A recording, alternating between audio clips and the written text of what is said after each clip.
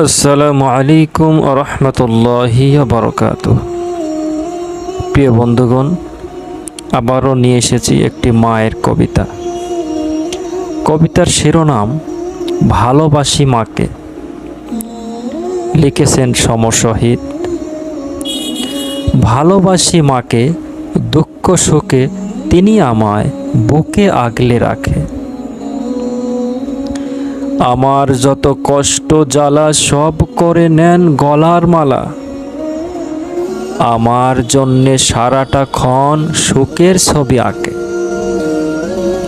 ভালোবাসি মাকে, এই দুনিয়ায় আমি প্রথম দেখেছিলাম তাকে।